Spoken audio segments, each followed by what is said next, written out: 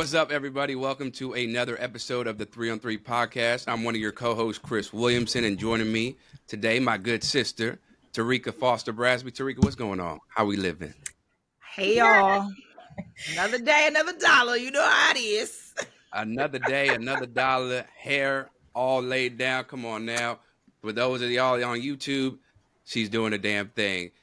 And we also have a special guest co-host coming off the bench since DiDi Richards is getting down in Australia playing basketball. Journalist and host of the Demetria Obilor podcast. Demetria Obilor, what's going on? So great to have you. Thank you so much for having me, Chris, Terrika. It's a pleasure to be on the show, and I'm feeling good right now. As you see in the back, my Chiefs going to the playoffs. Washington didn't get it last night, but, I'm happy for that. Hometown victories, little small wins. Hometown victories all day. And don't forget, because I know y'all, your family moved to Vegas, right? So you got to shout out the Maces, too. Got to shout out. Oh, I thought you were going to say the Raiders. I was like, hold on now. Nope. But yes, I was scared. I was like, hold on. In a minute. I do have love for the Raiders, and I love what their, hopefully future head coach is doing. But yeah, the Ace is always killing it. That's a reliable source right there. I love my ladies out there. I love going to the games. Mandalay Bay, always a good time. It's lit. Yeah, that's a party right there. It was a party for Michigan though, y'all. Y'all watched the game, right? I know you did, Demetria. Yeah. Oh, yes. In a little group chat. I know there was a lot going on last night, basketball world, but of course I had to tune in for the National Football Playoff Championship. And I wanted Washington to win, but, Michigan was just dominant. 15-0 now. Great year, great run, but little asterisk there. We'll have to get to that a little bit later, though, Mm-hmm. Yeah. I reserve all positive comments about Michigan until I absolutely have to. It makes me want to put the buffs on or something put on some, you feel me? I'm saying? What up now? Hey! You know what I mean? But I can't hate on the winner. I can't hate on the winning team. I can't hate on them, but there are just some other things that the players have nothing to do with, and I don't want to take away their hard-earned work, their victory. But like I said, there's an asterisk next to that victory for me for a lot of reasons. Yeah. I got some questions. I'm wondering. Yeah, we'll get to it later in the show because I got some thoughts on that as well. Yeah. But in the NBA, right? We were talking about how there was so much going on. Such unfortunate news, right? First, Tyrese Haliburton goes down with a crazy injury, or looks to be very serious. Of course, right now we know that I think it's a grade 1 hamstring strain.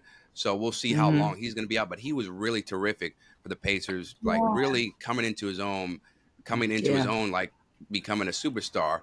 And then Ja Morant, he's been on the team back from suspension for just 9 games, guys. And now we find out he's done for the year because of a shoulder injury, torn labrum.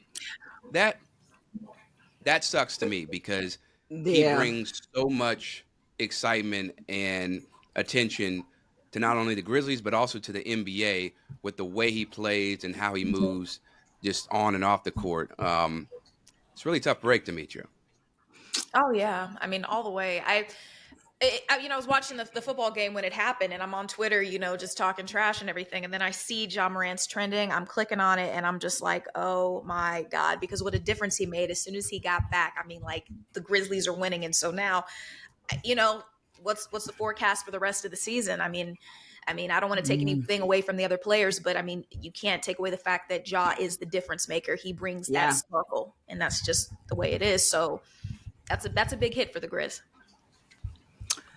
Can I just say that listening and watching and then reading, like watching the clips and then reading about Ja Morant's injury, please don't judge me, but this just gave me such a bigger appreciation for Alyssa Thomas.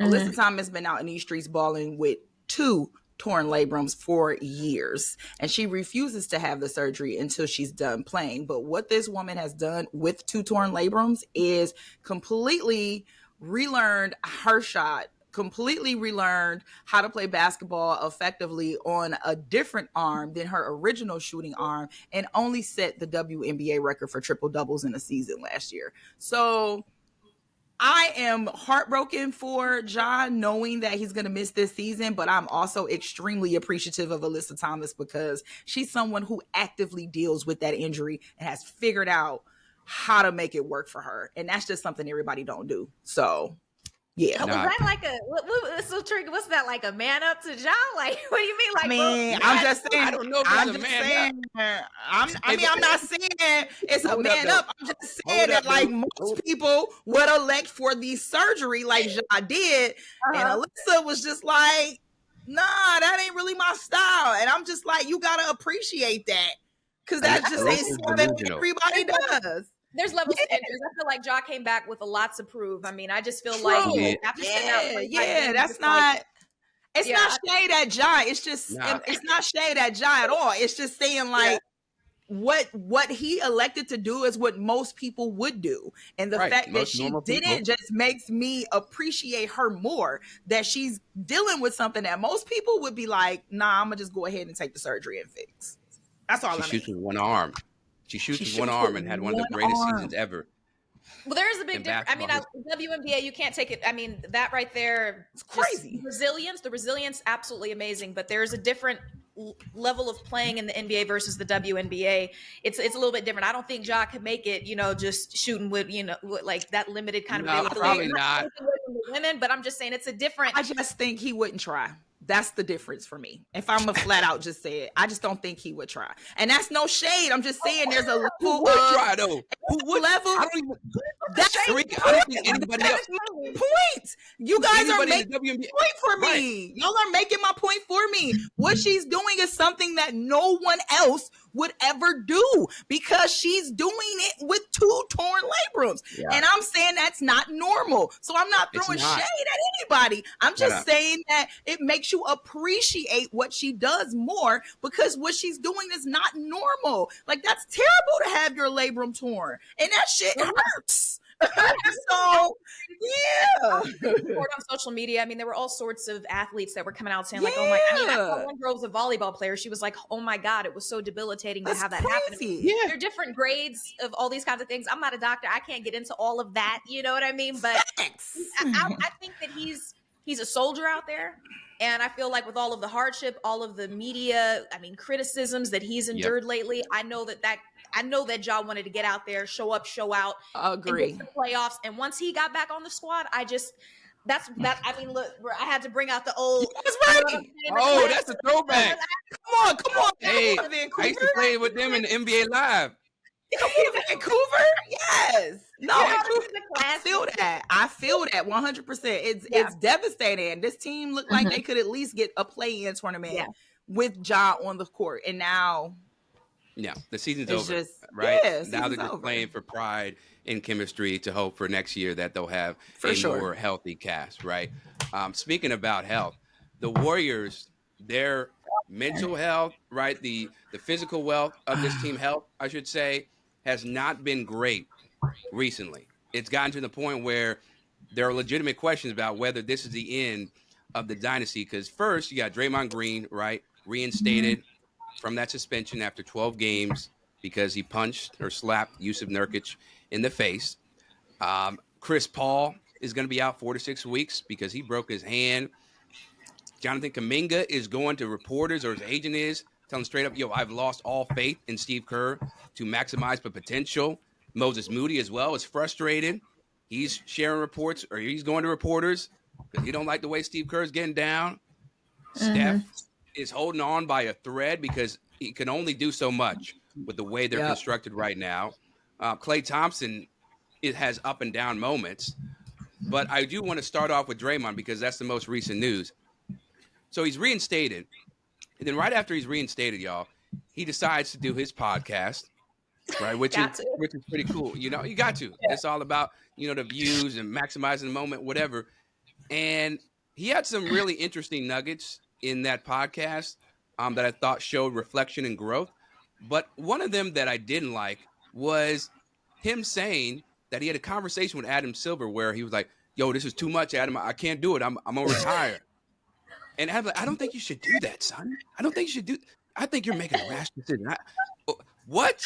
You can't face accountability with your actions for punching and kicking people in the nuts? Like, are you for real? No, I get. That's what I'm saying. Ask for that. I'm not gonna. he started out with Klay Thompson. Draymond stepped in. You got to defend your teammates. So I mean, it looks vicious and it's interesting. We like to watch it. I just watched a highlight reel of like 15 different Draymond beat down. But isn't that what we love? Isn't that what we love about basketball? The old days. Isn't that why they say this current generation too soft? They can't take a hit going down the lane. And so then you got Draymond, who's giving us that old bad boys feel, bad boys, and it's just I missed him on the court. But the thing is this is like, what are you dealing with? I want to get more into that makes you so aggressive on the court. Like what issue is causing you to be like that? I just don't know. What is this? What I didn't get it. I'm sorry. He didn't really say anything in that podcast that made me feel like, oh, I get it now. Now I know why he hit Jordan Poole like that. Now I get it. Yeah. You know what? I will say this, right? And I don't want to take it too serious because it ain't that serious to me. Y'all know I've been defending Draymond for y'all gonna get off my boy. You will, right? Sagging off. But I will say this, that part right there, Chris. He ain't the only player that has come from a very rough area, but everybody deals with shit differently, right? And so I grew up in Detroit. I ain't aggressive. I ain't out here just knocking people's heads off, but I understand when people do it who come from where I come from because it was hard. So maybe there were not influences around Draymond growing up as a teenager. Certainly he didn't start to really get accountability until he started playing for Tom Izzo, because Izzo wasn't playing that foolishness. He was calling everybody out. He didn't care what you was doing, what you was going through, where you was. Everybody had equal opportunity to get cussed out on Tom Izzo's team, okay? So I think that you started to see that maybe there is something there that he doesn't know physically. I don't know. Maybe there is something mentally there. But I appreciate Adam Silver saying, no, you're not finna take the punk way out.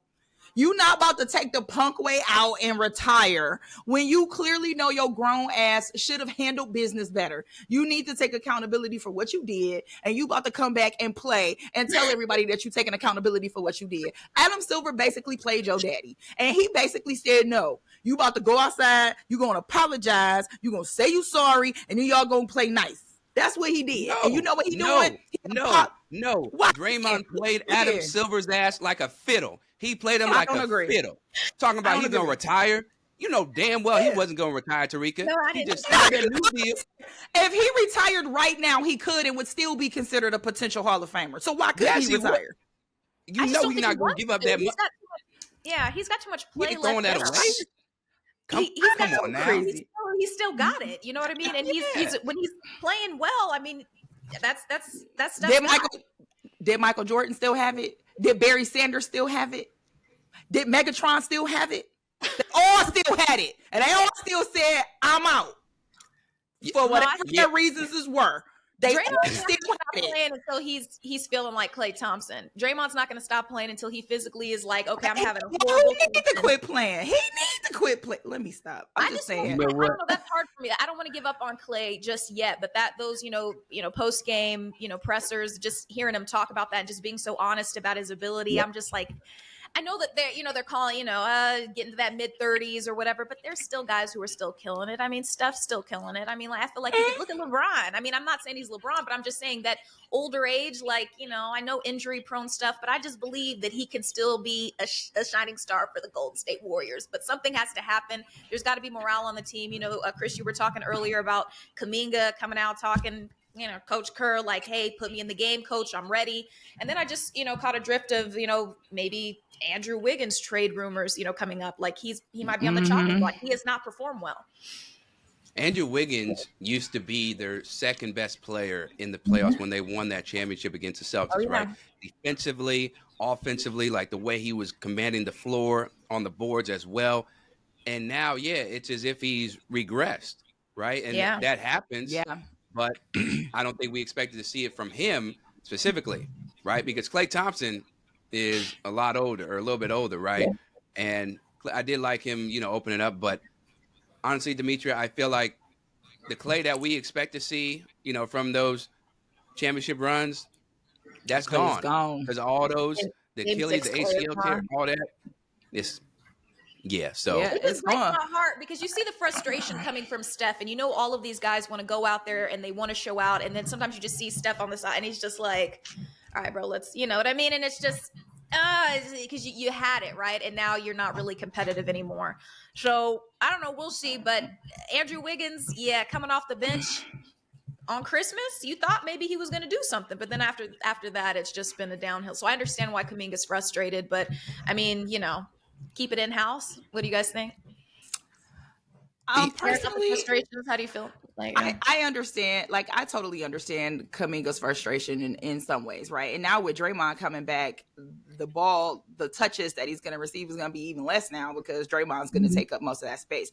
But what I will say is I think that there needs to be a serious conversation about why fans and, I get why the players and the front office and coaches and all of that makes sense. But I think we need to just have a serious conversation about accountability and acceptability that this team is just not the team that we were used to seeing for the last 10 years. Like, you just have to accept that. When you think about dynasties and you talk about, is the dynasty over? Is this coming to an end? Blah, blah, blah, blah, blah. I don't know why we're in such shock because all good things have to come to an end at some point. This Golden State team has been a premier team in this league for like 10 solid years. They got 4 championships out of the deal, 2 of which were back-to-back. 1 nobody even saw coming for real because in 2022 they were a 3rd seed.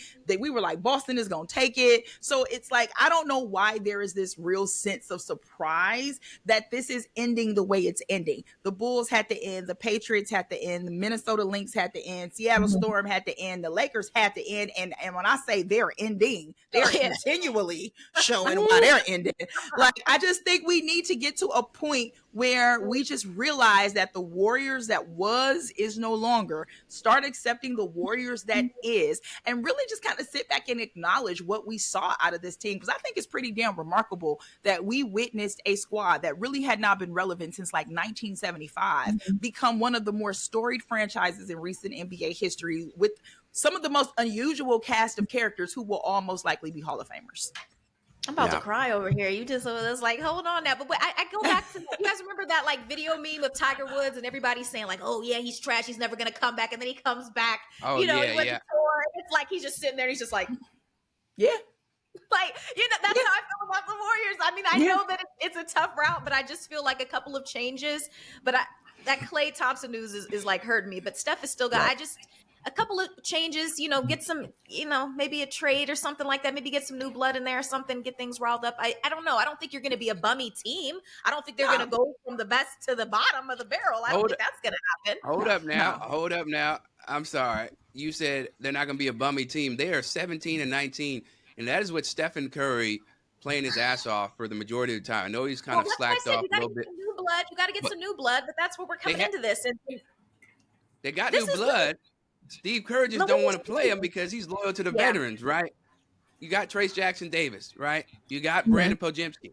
You got all these guys, and and I get it, right? One of the things I think that's really important when it comes to professional coaching is managing egos. I think that's more appreciated in the top level of your sport than X's and O's because the players already know most of the concepts and the schemes. But I think he's done a really good job of managing them. But right now, I think he needs to let go of that and understand that he has to swallow his pride and put the players in the right position, even if it's going to upset some other people. Last thing I'll say about this is Bob Myers.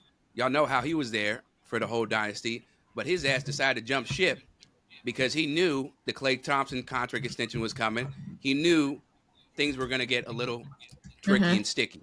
So he said, I ain't dealing with that. I do not want to become the enemy. And he's now chilling. And now he's about to become the GM of the Washington the Commanders, which is crazy in itself. But I feel like Bob Myers, he knew the time to get out and he was still able to enjoy all the fruits of their labor. Not a whole lot to enjoy, though, for the Lakers, Terrika.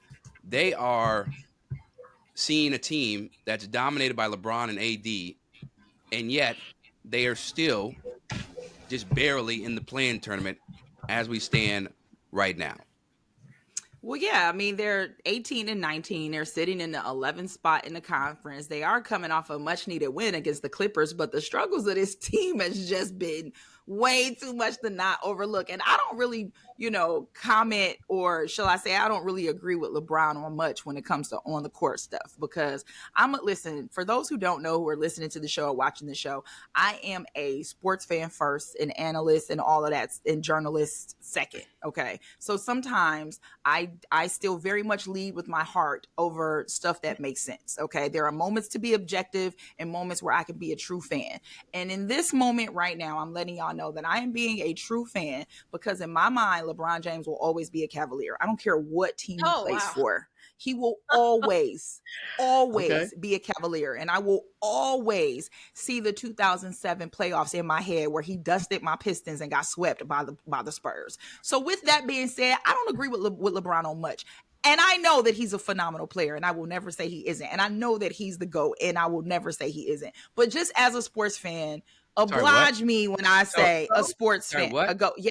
Wait, hold on. What? There can be more. There can be more than one. There can be more than one. You said the GOAT. A GOAT. No, a GOAT. Okay, a GOAT. There can be more than one. Yes, there can be more than one. Because there can be several. There can be several. There doesn't just have to be one. There could be multiple. Yeah. We will accept that. That's it, and that's the biggest compliment I'm giving LeBron as a sports fan, just so that we know. But with that being said, my man said we just suck right now. Yes, you're right. You couldn't be more right. You do just suck right now. And now they're questioning Darvin Ham's job security. Now they're, talking about, well, the upcoming trade deadline, which I think is something that they honestly should look into. Can you find another scorer? Can you find someone that's going to help, whether that could be Siakam or whether that could be Levine? Is there someone who can be explosive to this offense that can help? Because a part of this team is chemistry, and the other part of this team is your pieces are just not working for you. LeBron can't do it all. While he is still amazing, he is still 40. And there are just so much that you are going to do at this age. And again, granted, it's better than what some people are doing at 25. But at the end of the day, you cannot, LeBron is no longer that player that can by himself carry a team entirely. And he shouldn't have to when you got an Anthony Davis on your team who should also be sharing that load. There have been moments where we've seen Anthony Davis play phenomenally, where we've seen him take over a game. And that is kind of how they won that in-season tournament, because Anthony Davis played outstanding. But we aren't seeing it consistently, and we're not going to see it consistently, in my opinion, the way that this team is currently constructed. So, Demetria, when you think about the Lakers and what are they doing, who are you pointing the blame at? Or better yet, who should be the fixer? Who should be the Olivia Pope on this team? Who's fixing stuff? Pope. Yeah, who's the fixer? I mean, I feel like, first of all, you got to look at the coach. You got to look at the coach. You got to look at the captain of the squad. And it's like, what's really happening out there? You obviously see LeBron's frustrations. LeBron is going to be LeBron, and he's going to perform. And I feel like 39, 40, he's not really showing any signs of slowing down. I feel like he's like Tom Brady. He could come back and win another one. Like that's how he could be, right? But the thing is that you do need somebody who can lighten the load. You need a scorer. So are we talking about a DeJounte Murray coming, from the Hawks? Like, what are we talking about? I don't have any problem with him saying that they suck. I know that there were some other analysts, former coaches. I was like Sam Mitchell was like, oh, that's not good for morale. But I'm like, if Kobe or Jordan said it, the other GOATs, then it's like, they're just being real. And so I feel like we should, first of all, that, it's just commentary. It is what it is. If you lost 10 of your last 14 games, but you won the in-season tournament, do we need to put another 500 racks on the line? And then maybe y'all can pull it off. Like, what is it, a money thing?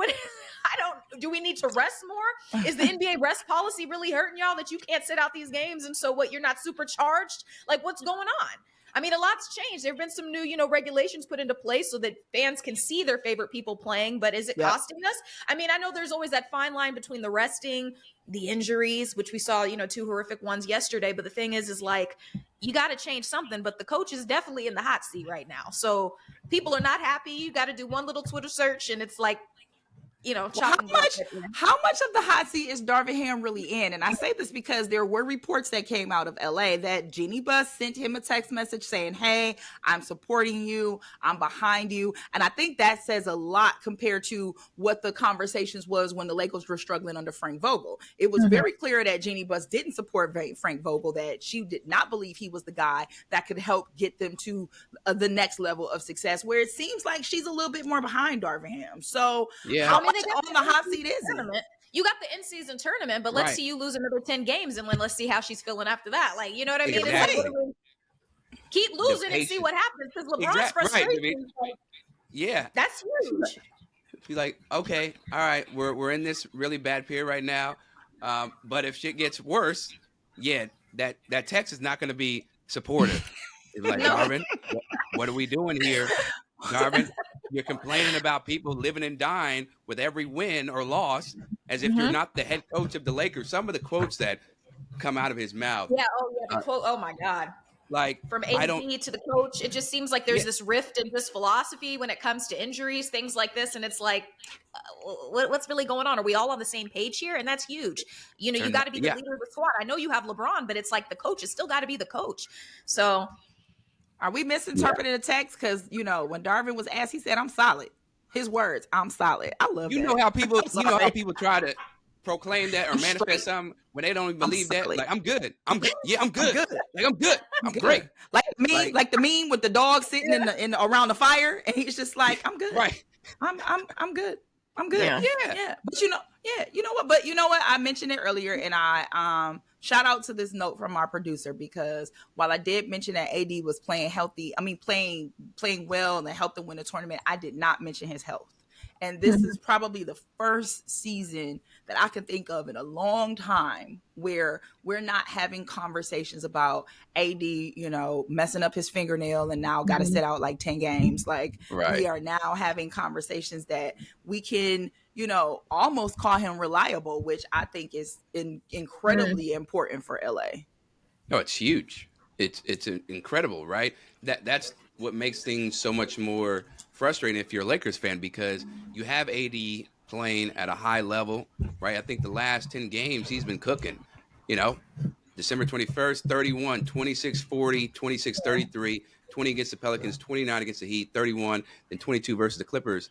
And that's just on the scoring end, right? We're not even talking about his defensive ability, which is always great. Yeah. So he's been there, and he's been reliable in this stretch.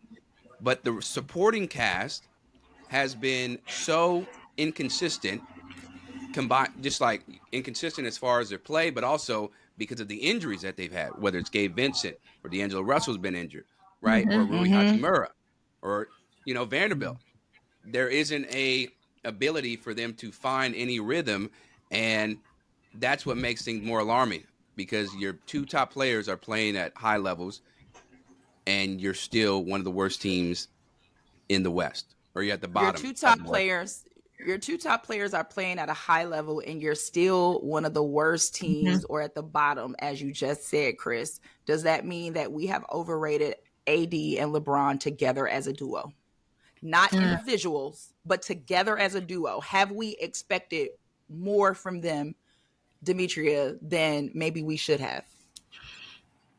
They're both high performing players. I mean, I feel like, you're always looking for that dynamic duo when it comes to basketball. And could that have been it? Yes. But if these people are being overplayed and you have no help, I mean, we like to think Michael Jordan, Scottie Pippen, two guys, but it's really not just two guys. There was three other guys on the court too, and they have to perform as well. So two guys can't win the whole thing. I mean, they can score, but it's like, where's your defense at?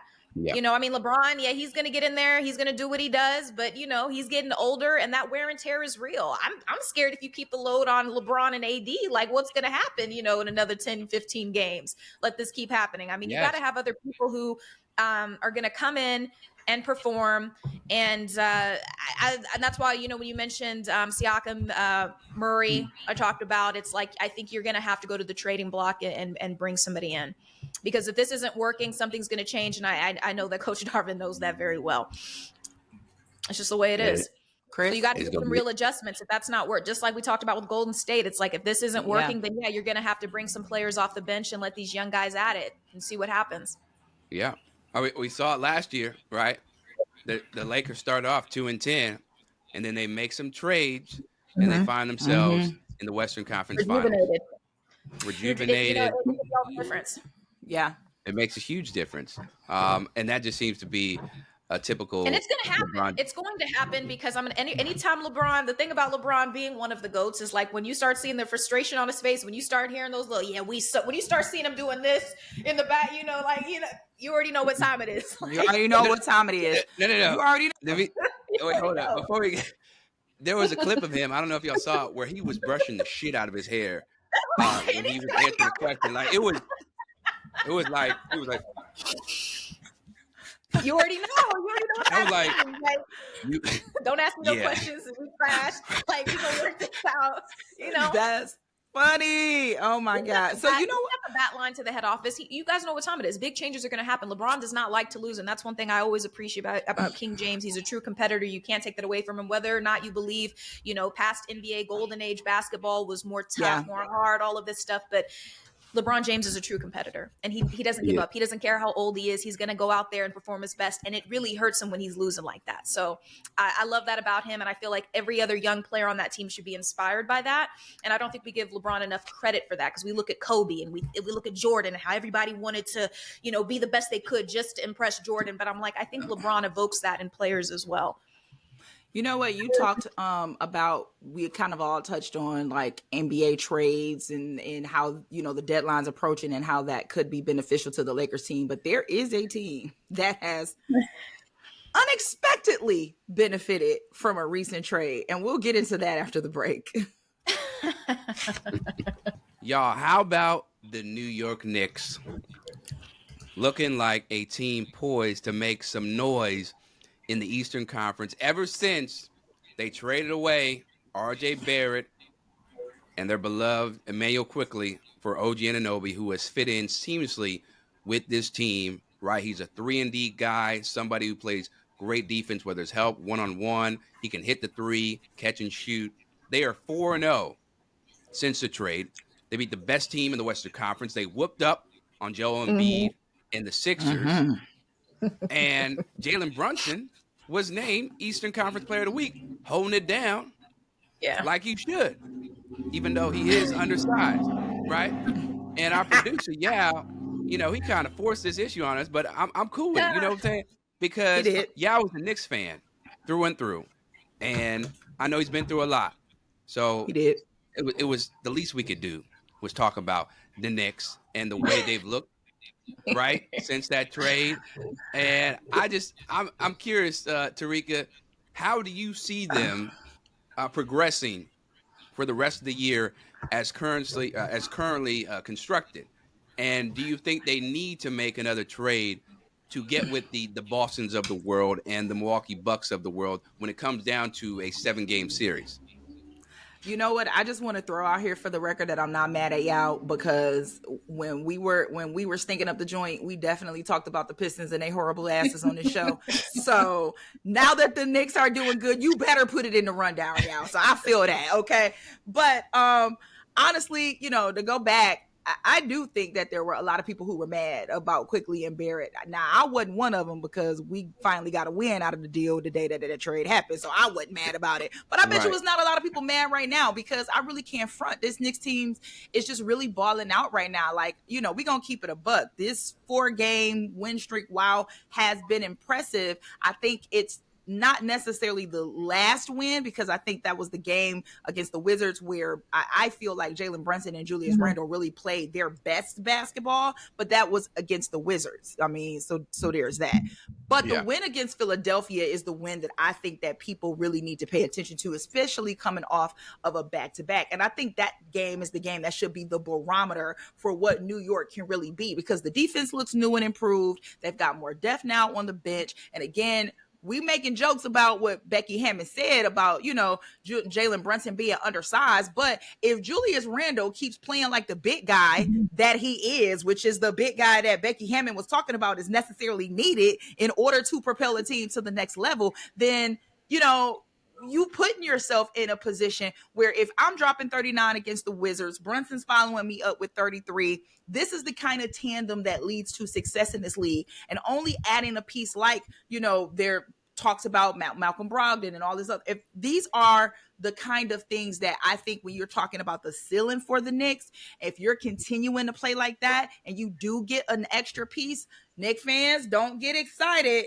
but I can see an Eastern Conference contender in your path. I can see in your future that if you play like this, you could possibly be a contender in the Eastern Conference Championship. I'm not saying you're going to win the whole thing. I ain't saying that, y'all out here with the ability to beat the best team every night. But when you're talking about playing in a 7-game series where you make adjustments, where you learn the other team, where you have to be able to bring your A game every single night. And we've seen Milwaukee Bucks can be beat.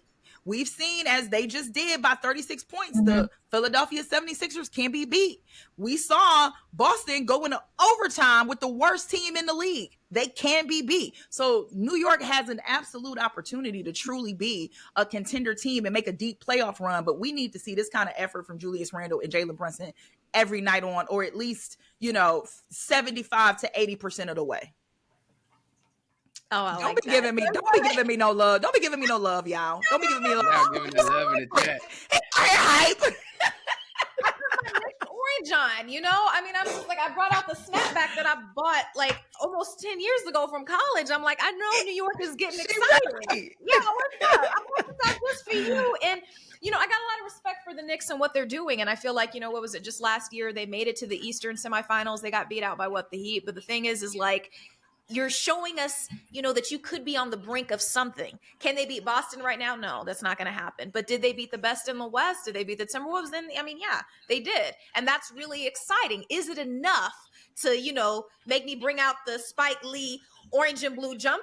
I might have to keep that, in my mom's closet or something until now. But the thing is that there's some other pieces that need to be added to the table. I think that obviously, Terrika said Julius, Jalen, they're doing amazing things on the court. And damn, what a hell of a trade in, OG doing his thing out there. I mean, his Inflection IQ is insane.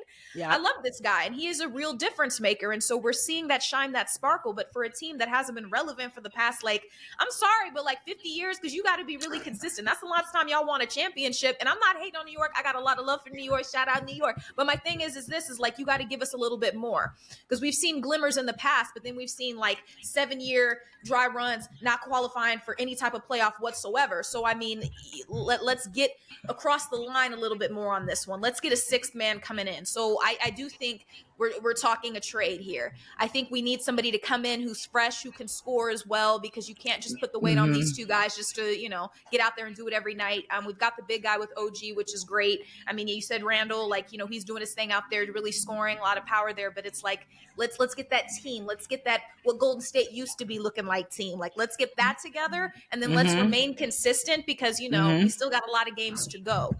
And we've seen people beat the best and then fall off. We've seen people win the in-season tournament and then become a bottom of the barrel team. It's just can we get across the finish line before we get too excited here? I'm just saying, no shade, but you know what I'm saying? I got love. I love.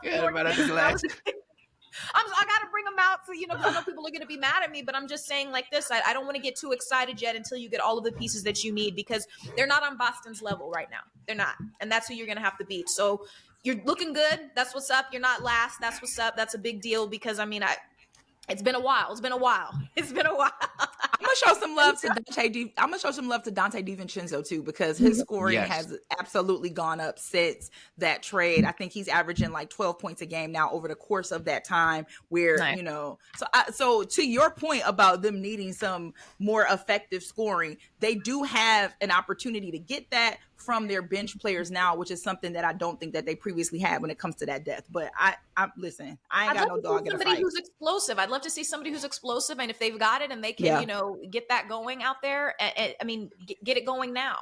Get into that rhythm now, because it's going to matter. You don't want to get to the, playoffs and then you fall short. Let's let these New Yorkers have something for once here. Can they have one team?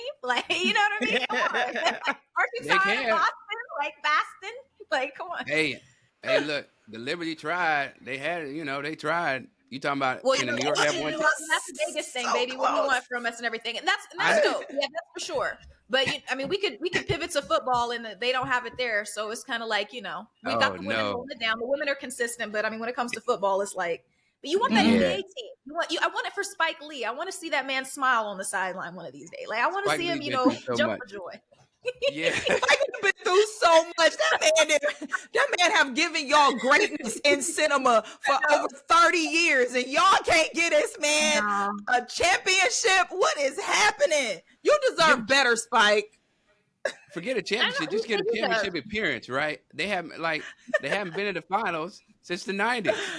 What are we doing? The thing is, I mean, that's what I'm saying. When we say that Yao was like, he's been, struggling the past years with the Knicks, their underperformance, all of this stuff. But the thing is that he was born into this struggle. You were born into this because, I mean, they've been bad for a very long time. I mean, the fact that Melo, when Melo was at the Knicks, I'm like, okay, now we're talking. That's Melo. And then it's like, wow, dud. And I'm not saying Melo's a dud. I'm just saying it just didn't come together. It didn't work out. And that was like, do it for Melo. Do it for Melo and Spike Lee.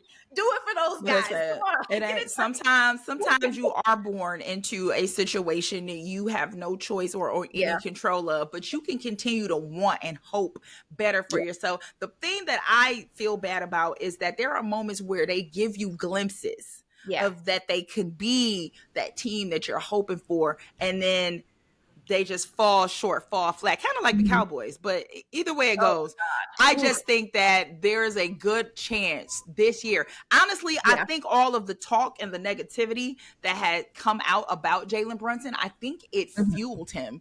I mean, listen, my boy Cat said the truth don't need no motivation. So, So Jalen, go ahead and continue to be motivated to ball out. Bring your boy Julius in with you. If y'all can make some moves at the NBA trade deadline to go ahead and add a sixth person to give y'all that extra piece of scoring, you all can prove the world wrong. Y'all can prove the world wrong. They, last year, like I said, East semifinals, but they could keep going. But you got to keep moving. You got to keep the momentum. You can't fall flat. But so we'll. Because we've seen it, right? And I know we're about to end this, but we've seen it before. The Hawks, right? They make it to the Eastern Conference Finals, right? When the Bucks won the championship. And then that same, pretty much same core, the next year, it wasn't great. So it's really hard to put together, multiple years of greatness where you keep elevating. But it is good for the sport. It is good for the league. But if you ask me right now, do I think the Knicks are going to be in the Eastern Conference Finals? No, but I think they're going to make things hell of a lot interesting. More than we thought going into the year. And I know we touched on, the Cowboys and some other teams. We're going to be talking a little bit more football with our jump ball segment after the break. So, panel of esteemed analysts, hosts, you guys are some of the smartest minds in the business. And typically, when there is a championship game, off gate, who you think and expect, and you have your rationale and your reasonings for winning. Except if your name is Terrika Foster-Brasby and you are a Michigan State fan and you absolutely hate Michigan. Then all reasoning goes out of the door. You don't have any rational reason for why you don't want a team to win. You just don't want that team to win. So as we go into our jump ball segment, which will be featuring some hot takes, we decided to step away from the NBA content for just a quick second and really touch on the national championship game that was played this week in Houston, where the Michigan Wolverines the Michigan Wolverines won their first national championship since 1997 with the perfect 15-0 season. We are going to just kind of talk about that a little bit, give our quick hot takes on this game. And I think we all have a few. And if you haven't figured out what mine is quite simply, I don't care that they're perfect. Michigan still sucks. Michigan will always suck. And congratulations to all of my friends who are Michigan fans. I really love and appreciate you. And I'm happy that you finally have something to cheer about, but you still suck. I said what I said. I ain't got to have no reason. I don't got to have no explanation. I don't really care if y'all blow up my mentions, because what I'm saying ain't nothing that I ain't never said before. And it certainly ain't nothing that I won't say again. Michigan still sucks. But congratulations. Congratulations on your win. So fake. And so that y'all know, yes, I am an HBCU graduate, but I definitely took summer classes at Michigan State because HBCU classes sometimes be a little expensive. So I took classes at Michigan State, which means I was a student, which means I was enrolled. So I am not just some random Michigan State fan. I have an ID that says I went to Michigan State. So forget y'all Wolverines. But congratulations. Next. Who's next? So you took some online classes at Michigan and now you... I wish they was online. Girl, I wish they was online. They had me trucking and it was hot. You know, people think it's only cold in Michigan. It be hot as hell in the summertime. I'm up there trucking down damn Woodward going to class. Anyway, I know car. It was hot.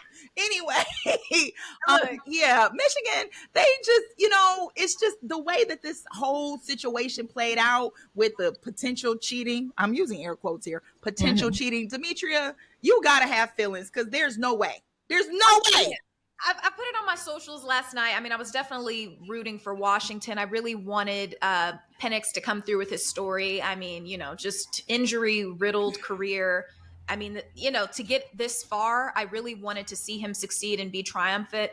In their game against Texas, he was looking ultra quarterbacky. I mean, he was giving me like shades of Mahomes. And so I'm like, oh my God, that passing game was just so illustrious. It's what I wanted to see when Michigan was facing off against Alabama. Didn't see much of that. I mean, and after seeing Michigan play Alabama, their defense dominant. You've been watching them all season. You've seen that, big guys. And I was hoping that, Washington had an answer for that. They didn't, and you saw that. And Penix looked panicked at times. He wasn't able to complete passes, throwing interceptions. It just, but sometimes you have a bad game, right? But the thing is this, when it comes to the sign stealing and everything like this, I think we were talking beforehand about cheating. And it's like, you ain't trying if you ain't cheating. You ain't trying if you ain't cheating. And my dad said the same thing yesterday. But my thing is that when you get caught, that's real. And I know a lot of Ohio State fans really wanted to see Michigan lose and fail and burn miserably against Alabama and then Washington. It didn't happen. I don't want to take anything away from the players because it's not the players' fault. When we talk about Connor Stallions, when you talk about these guys who've been part of the staff, of course, the guy was fired, but it's like that. But he was at one of the games though. So I think he was at this game too. So it's interesting, but not sitting with Michigan, but somewhere off. He was spotted, I think, against Alabama. But the thing is that you broke the rules. And you got caught. And so now you have to pay the price. And so you made it this far. But in the back of my mind, I just couldn't help but think, like, did that help you? Did stealing those calls, for the past few years help you build this powerful team? And like I said, I don't want to take anything away from the players because, they were dominant last night and they looked phenomenal. The defense, that's what I was worried about when it came to Washington. Like, how are they going to protect Penix? What's the offensive line going to do to protect this guy so he's enough time to cook? And we saw what happened. So the thing is like, I want to see what's going to happen during this offseason. I want to see what penalties are going to be unleashed. I don't think they're getting the death penalty or anything as serious as that. But my thing is like, what's really going to happen? And I do think some restrictions penalties are needed. And I don't think that Harbaugh sitting out 3 games is enough. And that's not the only thing that they did. There was a recruiting violation during the period where you're not supposed to be talking to any players. And so that, they've done some things this, past season. And I think they have to answer for it. If my Jayhawks had to answer for stuff like this, what was it just this year? KU basketball, men's basketball. We got, games, erased a Final Four appearance 2018 wiped away. And so I just want to see what's going to happen with Michigan because it is important that you play by the rules. And those rules were put there for a purpose. And so that's just how I feel. No hate to the players, but I'm just saying the administration failed you in that way. And so Saban was over here talking about, I don't even think we can have the iPads out. Are they going to steal the plays from us and all of this? And so, Saban's going to do Saban. Saban going to say what he got to say. So petty. My thing is like, but seriously though, I can't tell, there is that slight asterisk. It's like, well, did this help you? What kind of edge did this really give you? Yep. You wouldn't have done all that if it wasn't going to give you that kind of an edge. So that's all I'm saying. Exactly. Chris, do you find any irony in this that they won in Houston, which was the last team that was caught cheating? Ooh, look at you with them facts, girl. What the receipts? Hold up now. Houston Astros is all I'm saying. Hold up. Whoa. Damn. It ain't even baseball. It's the offseason. Astros catching it straight. I'm just asking. I mean, they was playing. I'm just saying they was, as a New Yorker, I don't know if you're a Yankees fan or not, but I mean, you might feel some type of way about the city of Houston. So I was just fans over here, baby. See what I'm saying? That's all. I don't feel no type of way. You know what I'm saying? I'm from DC, so the Astros they did what they did, and then my man Dusty Baker finally got that ring clean. He did, right? And no cheating, so it showed they could get it done. But I do think there is some irony for me. Like, first of all, Demetria, you talk about the asterisks and all these allegations, right? Jim Harbaugh ain't going to be there for that because his ass is going to the NFL. Sure. I'm pretty confident. The way he was answering questions leading up to the championship game or leading up to the semifinal, and then even after, right? He was like, can I just enjoy the moment? Like, why do we have to talk about the future? He never directly denied the report, right? Or denied that he has interest in the NFL. So I think he's gone. He's going to pull Pete Carroll, right? Because you remember all the allegations that USC had. Where's he going to go? You talking about where's he going? The Raiders then? He's going to go to No. If he goes to the Raiders, he's going to age. No. He's going to look like his father right now because they're carbon copy, right? They look exactly alike. They do look alike, It's crazy. DNA is copy and paste. But no, he's going to go to the Chargers. Looking fresher than ever. I can definitely see him going to the Chargers. And he's older. Like, he looks like he's having the time of his life. But, I mean, the Ravens have a real shot at the Super Bowl this year. So it's like, wouldn't that be insane? Your brother, Jim, that's what I'm saying. He's got the college championship. And then you've got, John winning Ravens Super Bowl. That'd be insane. I don't want that to happen. John would have two. Then John would have one over him again. Right? Yes. Yeah. So, and who did he take it from? His little brother. Exactly. So, yeah. It's Jim's his little brother. Yeah. But I want to just get this off my chest. It's funny how the Michigan Wolverines won this game and they deserved it, but it just is weird how the refs let all these holding calls go by the wayside for so much of the game, particularly on Michigan. But then a very, I don't know, very minor hold, very ticky-tacky hold on a Washington offensive lineman during a big play from Michael Penix to Rome Odunze. They call that. Yeah. Yeah. And I'm like, for 30 yards. Yeah, for 30 yards. And that could have changed the whole, complexion of the game. So I find that interesting. Two catchers could have changed the whole trajectory of that game. Right. Two catchers. Yeah. So for me, I'm like, Michigan, you don't have no sign stealing on your side right now, but it looked like them refs, some agendas at play. I don't know. I just found that to be funny. I'll just say that. That's it. Yeah, there was some holding that definitely needed to be called. But the thing is that that defense just looks so sharp. But like I said, I mean, the players are definitely physically capable, but it's like that those play calls make all the difference. And we saw that when it came down to a clutch moment when Alabama had a chance to score. And, I don't even want to bring that up, but we going to let the naysayers know. Let the naysayers know. We going to let the naysayers know. Just as our disclaimer, all of the hate in this segment was true. There was no manufactured hate here. All of the actors in this segment have not been harmed. We are all good. No, seriously, guys, it's been an awesome show. And real talk, shout out to Michigan. Like, we all have our opinions, but to go perfect in a season, regardless of the other things that may have come along, with no shade or disrespect to the players, to go perfect in any season is very, very difficult. So shout out to you guys. Congratulations on FSU. They were undefeated. You guys remember when Central Florida was like, we the real national champions? Y'all remember that? Yeah. Yeah, get the hell out of here. Man. It's gonna be real interesting next season. If you are a college football fan listening to this podcast, then you will see a 12-team playoff as it is going to expand next year. So very exciting. But guys, live it up, have fun. Don't do anything crazy as you guys are celebrating. But we're out of here. That's the end of our show today, guys. We've had an incredible time. We thank Demetria so much for joining us. It was so much fun to have you on the show. We cannot wait for you to come back again because we know that you will. If you guys are not following us on social media, y'all are all fired. So you need to be following us on social media.